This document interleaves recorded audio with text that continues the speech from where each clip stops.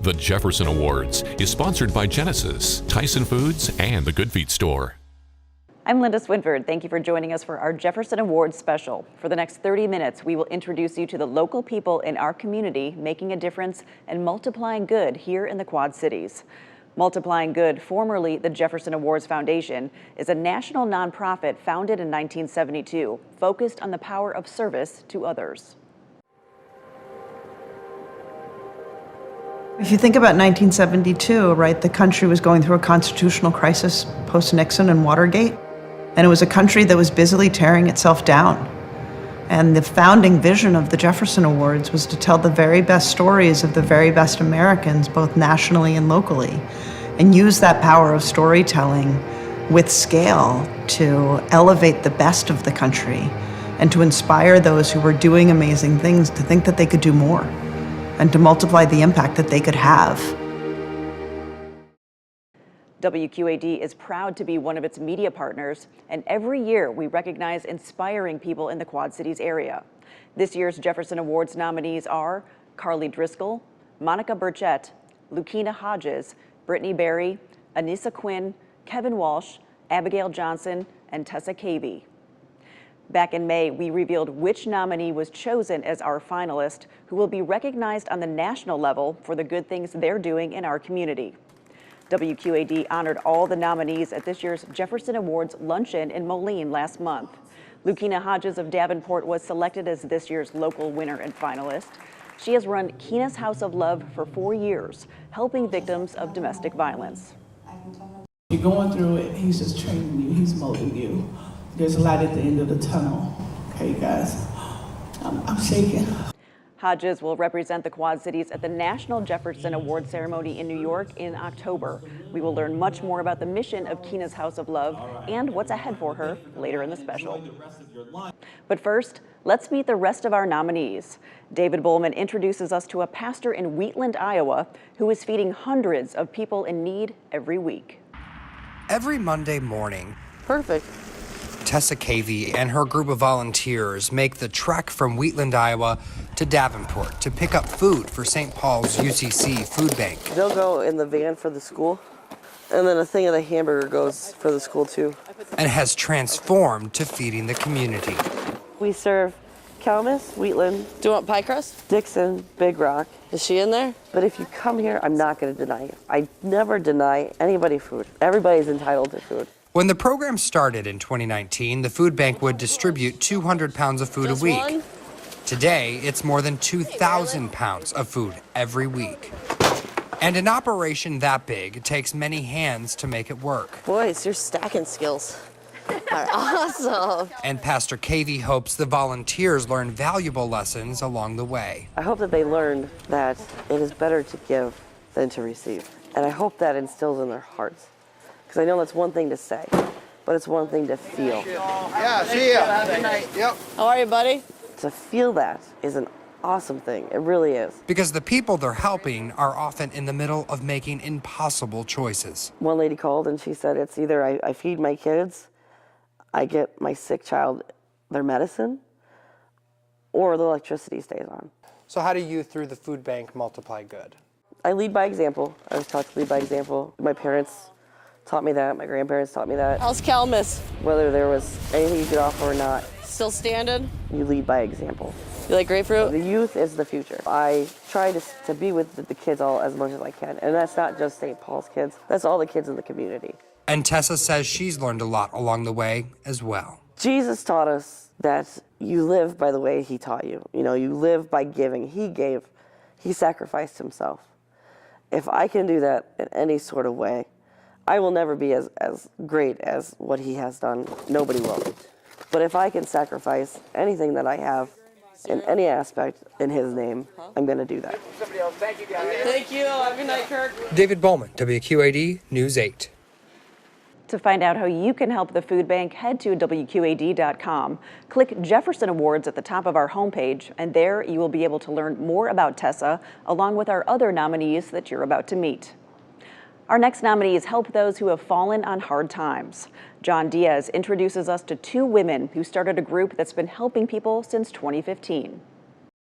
It started as a desire to do good. I think I said to her something like, gosh, I just feel like I want to do something. Like an urge to do something else meaningful in the community. So back in 2015, Monica Burchett and Carly Driscoll got to work. We would meet and talk about it and email and talk and pray. The question they had was how, each reflecting on past experiences. If I know what this is like to go through a hardship, I don't want someone else to have to go through that. They say they discovered a gap here in the Quad Cities involving support for people who fall on hard times but may not qualify for most forms of assistance. Let's say you have a crisis come up in your life, but you don't have a bank account full of money to pay for being off work for 6 weeks. Together, they started a nonprofit called Project 1512. Project 1512 comes from the Gospel of John 15:12, to love one another as I have loved you. Now, for 6 years, the organization has been demonstrating that love. What was going on at the time was my husband had an emergency back surgery. Our 8-year-old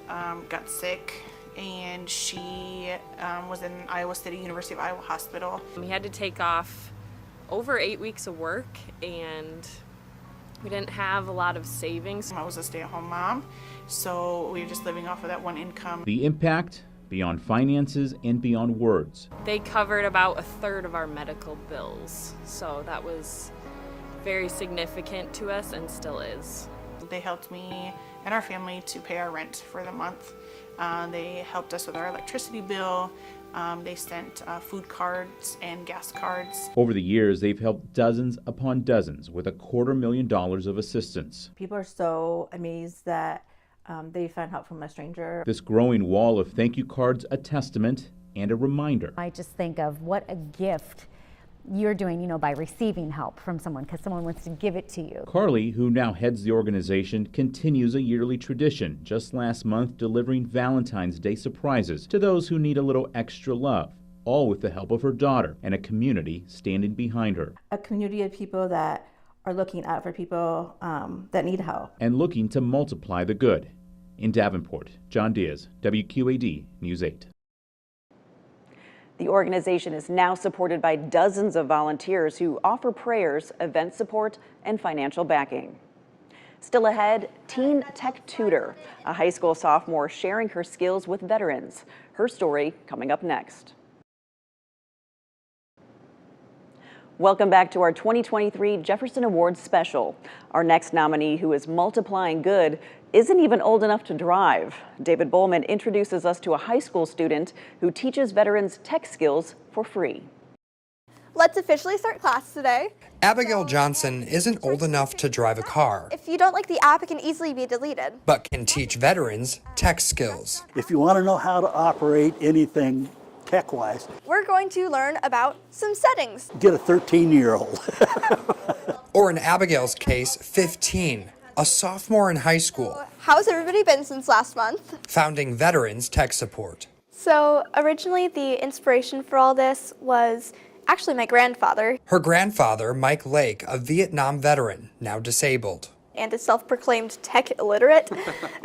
So I originally started helping him with technology. And then it grew, as members of the American Legion showed Abigail that other veterans could use this help too. On each of your phones, it'll be on a different position on the screen. So Abigail set up shop at the American Legion post in Bluegrass, Iowa. The fact that I had the possibility to help them, I decided that here would be the perfect place to start. Now answers tech questions from Quad Cities veterans. Hey, can you help me with how to get a picture off my phone?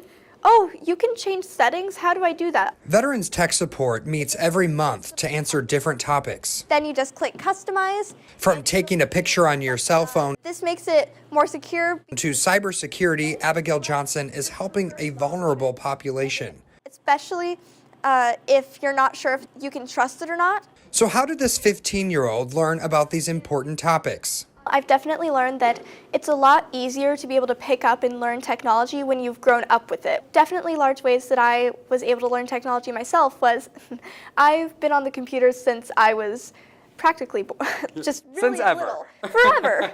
And Navy veteran Mike Salter agrees. I've learned a lot of things about the passwords and the importance of them, different navigations to do through the Android. So what does the future look like for Veterans Tech Support? We are about to set up 2 new locations. So that's the fastest route of what do we have next. Those new locations will be in Davenport and Durant. I'm hoping to be able to take this as far as it can go so that I can help as many people as possible. But what about Abigail's future? I want to get through high school. From there, she plans to go to college and become a pediatric cardiothoracic surgeon. In 5th grade, I had heart surgery at the Iowa City Children's Hospital, and I looked at my surgeon and was just like, I want to be you. And plans to continue her work helping veterans for as long as she's able.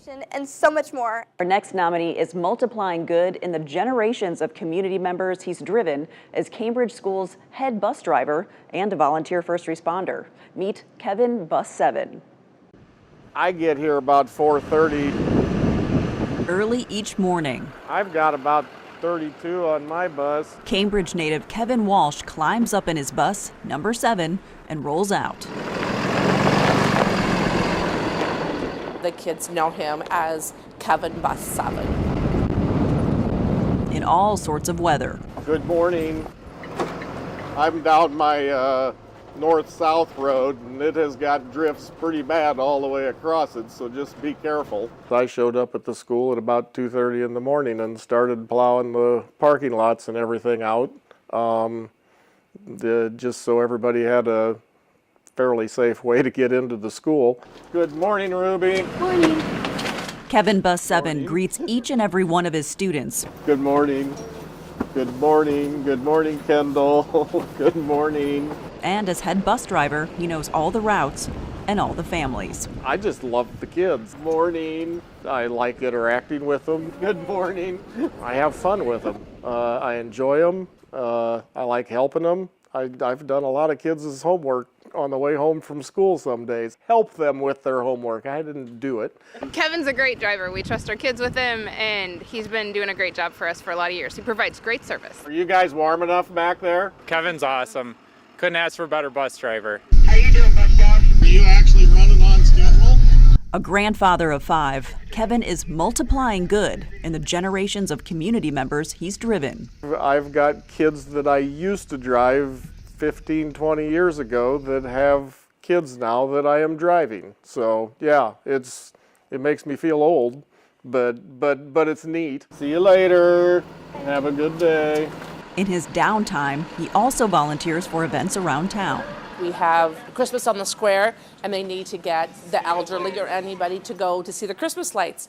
There's Kevin. He'll get his school bus out with the permission of the school and drive them around. Kevin Bus 7 is also an on-call volunteer driver for Cambridge Fire and Ambulance Service. I don't actually have a whole lot of medical training. I can do CPR and stuff, but I'm just a go-fast driver. So what drives him? I wanted to help out. They need people. We still need people and everything, and I wanted to help. Since WQAD partnered with the Jefferson Awards, we have featured nearly 100 inspiring people from right here in the Quad Cities. Still ahead, family fundraising. We'll take you to the Adopted Closet, a thrift store with all proceeds helping to pay for adoptions. Welcome back to our 2023 Jefferson Awards special. Our next nominee, who is multiplying good, is a caregiver and crime fighter. This Davenport mom is leading a call for change to stop gun violence. Devin Brooks has her story. Your whole life just changed. An epidemic on the streets. It's people killing people. Or changing lives forever. It's an everyday, 24-hour, 365 days out the year. I have to sit here and take care of him. Anissa Quinn's It's a lot. full-time job I never knew it was going to be this hard. is standing by the side of her son, Arthur Abbey. When it first happened, I was all over. His world turned upside down at this scene after being shot 5 times. And despite the challenges, she's leading a call for change. The faded ones are people that died through gun violence. My son and a friend of his represent that they're still here. Got younger kids, 14 died, it's just all sad. Anissa has hosted rallies and walks the past 3 years, raising awareness and pleading to stop the violence. All of it tells a story. It's amazing to me that we'll never know how many people she has impacted. But one she has is one that's her heart and soul. Can't even explain, like, I don't know where I would be if it wasn't for my mom. In Davenport, Devin Brooks, WQAD News 8. You can find out how to show your support on our website, WQAD.com. Our next nominee is a mother in DeWitt who was able to adopt her daughter with financial help from family. Now she's raising money to give other hopeful parents that same chance. Brittany Berry, adoption fundraiser. This Iowa mom was able to adopt her daughter because of the generosity of a family member. Just to say thank you, it just didn't seem like enough. Now she's helping give others the gift of family. We came up with this idea of let's have an end of the summer sale and give all of that money to another family who's adopting. Brittany transformed her garage into the Adopted Closet, a thrift store with all proceeds aimed at paying the kindness forward, and the donations started pouring in. It was like a flood. The community rallied around us, and we would go outside and there would be boxes and bags of clothing, or people would call us and have us go pick stuff up. That one gift of kindness, now creating 9 new families in Iowa. To give that like feel of family to somebody else, it's no words can describe that. It's amazing. The Adopted Closet is committed to helping adoptive families with outstanding legal fees. Last year, the nonprofit helped 9 families in Scott County. Still ahead, Jefferson Award finalist Lucina Hodges, her story, and what's next for the House of Love founder. Welcome back to our 2023 Jefferson Awards special. Our next nominee turned finalist is Lucina Hodges, founder of Kina's House of Love. This Davenport native is taking a stand, saying it's her calling to help those affected by domestic violence, especially children. Devin Brooks has her story. We'll find it hard to sleep. There's a place full of love. Kina, Titi Kina. Oh, gosh. Lucina Hodges. Yeah, you just don't know. It takes me like at least 3 or 4 days to get that out of my head. Her mind is filled with children. Oh, there you go. Like the Salinas Torres family. Gave my kids Christmas gifts. She's a sweet, sweet, sweet lady. Who puts kids first. I was shocked I met her and the stuff that she done for me and my kids so far. And the things that she does, activities with my kids, try to change them, trying to give them good advice about going to school, having good grades. That's because Lucina, known as Kina, has been through it all. There was so much stuff happening to me. Drugs, abuse, sex trafficking, suicide attempts, and homeless as a kid. When I really reminisce on all that stuff, like, I could have been dead. All while growing up. Kina took me to the streets where she used to live on in Davenport. There's always fights, the less fortunate, hanging out, sleeping, which is where I was. Those trials and tribulations I've been through so much pain. Eventually turned into this, earning 4 associate's degrees and graduating with honors. Believe me, I know I'm under God's hand. Her faith. Out of everything I went through, everybody can't handle it. He knew that I was going to come through. She stands by. This is Kina's family. And the most near and dear to her heart. I want the atmosphere to be really comfortable for the kids. Her organization, Kina's House of Love. When we have the kids here, it's a joy to see them laugh. And I talk to them about feelings and expression. She says it's her calling to offer a hand to those who may be affected by domestic violence. They can be heard here, you know. You may not be able to be at home, but you can be heard here. Hosting family-friendly events all throughout the year. It's the story of her life that she has been through so much from a very young age and has, gone through everything that you could possibly imagine and then come out on the other side. To now be on a mission. The ones that are going through it right now, I'm here, to tell you it's going to be okay. In a space that's always open. Just like I told her on the phone, you're just like another mother to me. I can come and talk to you about anything. many times. For comfort. I think the safety of these kids is really important. And people don't really pay attention to that. But she's already shown she will. In Davenport, Devin Brooks, WQAD News 8. Keena's next mission is to open a shelter house for single women without children. Again, congratulations to our finalist, Lucina Hodges, and to all of our nominees this year. To learn more about them and what this foundation is all about, go to WQAD.com. I'm Linda Swinford. Thank you for joining us for this Jefferson Awards Multiplying Good special. The Jefferson Awards is sponsored by Genesis, Tyson Foods, and the Good Feet Store.